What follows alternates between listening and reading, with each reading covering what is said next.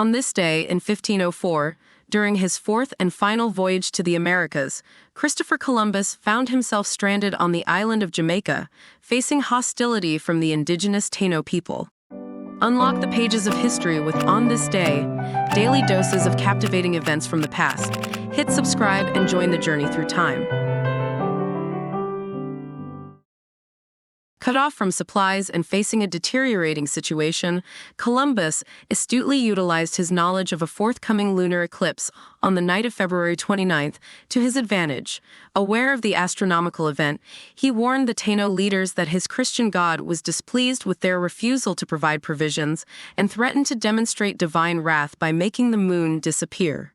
When the lunar eclipse occurred as predicted, the frightened Taino, believing Columbus possessed supernatural powers, quickly agreed to provide the stranded Europeans with the necessary provisions. Columbus's shrewd use of celestial knowledge in a moment of desperation showcased his resourcefulness and helped secure the survival of his crew during a challenging episode of his historic explorations. On this day, in 1904, the renowned American jazz clarinetist, saxophonist, composer, and big band leader, Jimmy Dorsey, was born. Alongside his brother Tommy Dorsey, Jimmy played a significant role in shaping the landscape of swing and big band music during the early to mid-20th century. Born in Shenandoah, Pennsylvania, Jimmy Dorsey displayed musical talent from an early age and embarked on a prolific career in the world of jazz. He co-led various orchestras with his brother, achieving considerable success with hits like Contrasts and Green Eyes. Known for his versatility and skill with multiple instruments, Jimmy Dorsey left an enduring mark on the jazz genre, contributing to the evolution of American popular music during a dynamic and influential era.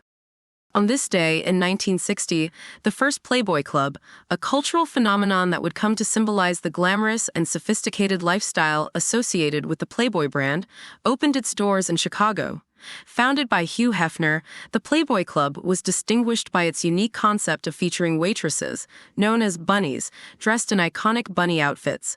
The opening marked a bold move in the evolving landscape of entertainment and nightlife, combining a luxurious atmosphere with the allure of the Playboy brand. The clubs quickly became synonymous with a particular kind of glamour and exclusivity. The introduction of the Playboy Club in Chicago marked a moment in cultural history when entertainment and lifestyle converged, reflecting changing attitudes towards sexuality and leisure in the early 1960s. On this day, in 1984, Canadian Prime Minister Pierre Elliott Trudeau announced his decision to step down from office, marking the end of an era that had spanned more than 15 years. Trudeau, a charismatic and influential political figure, had served as Prime Minister in two separate non-consecutive terms, first from 1968 to 1979, and then from 1980 to 1984. His announcement, delivered with a mixture of reflection and pragmatism, surprised many in the political landscape. Trudeau's tenure was marked by significant policy shifts, including the implementation of bilingualism and multiculturalism policies. As a key architect of the Canadian Charter of Rights and Freedoms, Trudeau's impact on the country's constitutional framework was profound. His decision to step down signaled a transition in Canadian politics, leaving a lasting legacy and contributing to the ongoing evolution of the nation's political identity.